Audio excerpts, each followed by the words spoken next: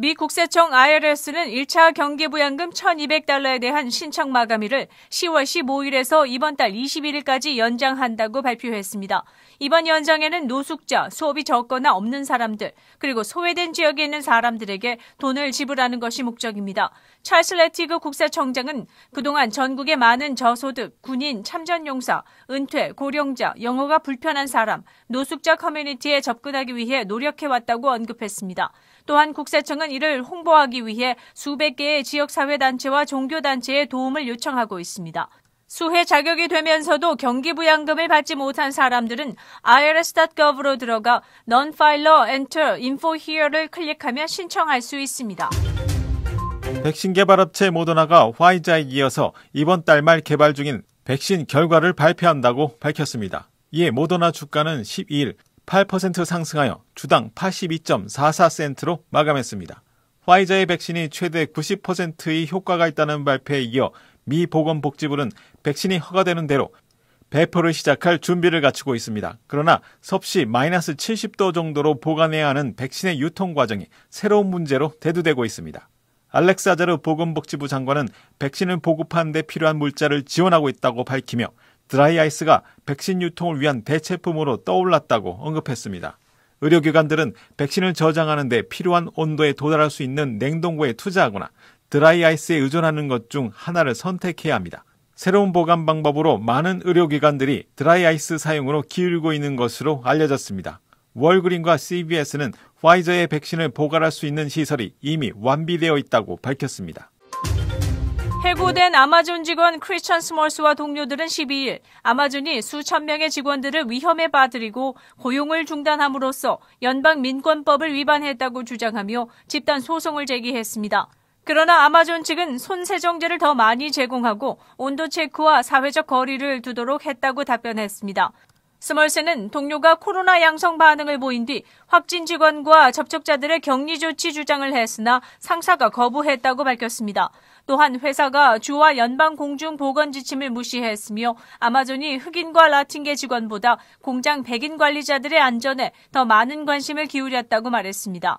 또한 본인이 근무 당시에는 현재 하고 있는 안전 조치를 실시하지 않았으며 해고된 후에야 실시했다고 연달아 주장했습니다.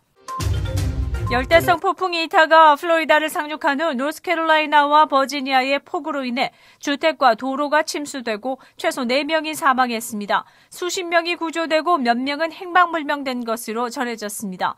폭우와 홍수로 버려진 차들이 널려있는 다리가 유실되면서 산사태와 도로에 사고가 발생해 많은 사람들의 발이 묶였습니다. 10일 구조대원들은 한 야영지에서 24명을 구조했고 물에 휩쓸린 1살 배기 아기를 포함한 실종자 2명을 수색 중입니다. 2020년에는 대서양 허리케인 활동이 매우 활발해 올해만 29개로 단일 시즌에 가장 많은 태풍 기록을 세웠습니다. 전국적인 확진자 증가에 따라 각 주들마다 주민들의 자택 거주를 권고하고 나섰습니다. 어제 12일 시카고 라이트풋 시장은 11월 16일 월요일부터 시카고시 전체 주민의 자택 거주 권고를 발표했습니다. And while this is tough, and of course this whole year has been tough, we must tell you, you must cancel the normal Thanksgiving plans.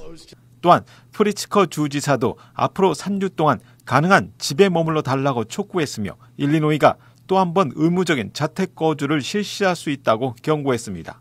라이트풋 시장은 성명에서 방문을 자제하지 않는다면 시는 올해 말까지 시카고 시민 1,000명을 더 잃게 될 것이라고 말했습니다. 그리고 직장이나 학교, 진료소나 식품점, 약국, 음식 픽업 등 필수적인 일에만 집을 나서라고 했습니다.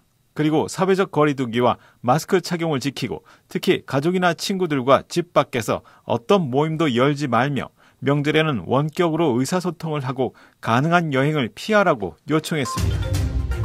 일리노이주의 확진자 증가로 인해 교실과 온라인 수업을 병행하던 시카고 서버브 지역 학군들이 전격 온라인 학습으로 돌아간다고 연이어 발표했습니다. 한인들이 많이 거주하는 글렌뷰와 노스브룩은 추수감사절 이후부터 내년 초까지 온라인 수업으로 전환합니다. 오는 16일부터 파크리지, 나일스 64학군, 라이온스 타운십 고등학교도 온라인 수업으로 전환합니다. 팔레타인 15학군은 추수감사절 주말 이후 온라인 수업으로 전환합니다. 또한 베링턴과 네이퍼빌 지역 학교들도 그동안 해오던 온라인 수업을 지속한다고 발표했습니다. 북한이 해군력의 일부로 돌고래를 무장시키고 있다고 오늘 13일 폭스뉴스가 보도했습니다. 미 해군연구소가 입수한 위성사진에 따르면 북한이 조선소와 군함 사이에 돌고래를 배치하였고 기지 인근에 돌고래 번식지로 보이는 곳이 발견되었다고 보도했습니다. 돌고래와 바다사자를 포함한 해양 포유동물을 군사적 목적으로 사용하는 것은 미 해군에서 시작되었습니다. 해양 포유동물들은 지뢰를 발견하고 적의 위치를 파악하는 데 이용하는 것으로 알려졌습니다. 북극해와 흑해에 기지를 둔 러시아 해군에 이어 북한력도 해군력의 증강을 위해 훈련하는 것으로 알려졌습니다. 알링턴 하이트 소재의 일본계 그로서리 마켓, 미츠와 내부의 제과점에서 코로나19 확진자가 발생해 현재 제과점은 문을 닫고 방역 절차를 진행했다고 마켓 측은 안내문을 통해 고지했습니다. 그러나 제과점을 제외한 마켓과 푸드코트는 정상 영업 중이라고 전했습니다. 제과점은 CDC 가이드라인에 따라 방역 절차와 접촉자의 2주 격리 후 11월 20일 다시 오픈할 것이라고 밝혔습니다. 미츠와 측은 또한 60세 이상의 연장자들을 위해 토요일 일반 오픈 시간 1시간 전에 마켓을 안전하게 이용하게 하겠다고 밝혔습니다. 그러나 아시마켓의 경우 전 매장을 클로즈한 후에 방역하고 시로부터 확인 절차를 밟은 후에 재개장한 경우와 비교한다면 다소 미흡한 조치가 아닌가 합니다. 11월 13일 금요일 코로나19 현황입니다. 미 전 지역 누적 확진 1,102만 1,049명, 신규 확진 14만 513명, 누적 사망 24만 9,549명, 신규 사망은 965명입니다. 지금까지 완치된 사람은 676만 6,127명입니다. 일리노이주 누적 확진 55만 1,957명, 신규 확진 15,415명, 누적 사망 1,504명, 신규 사망자 수는 27명을 가리켰습니다. 일리노이주에서 지난 24시간 동안 총 10만 6,540명이 테스트를 받았고 지난 7일간 양성 판정률은 13.2%로 나타났습니다. 다음은 각 주의 신규 확진자와 신규 사망자 수입니다.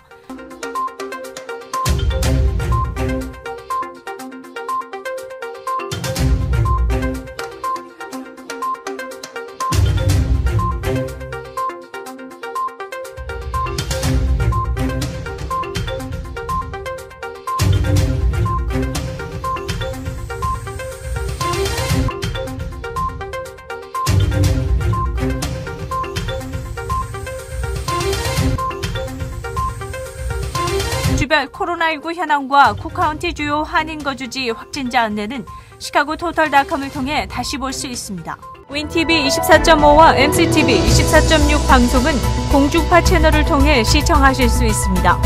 코로나19 비상시국 뉴스24에서는 여러분의 제보를 기다립니다. 제보 전화는 224-283-8200번입니다.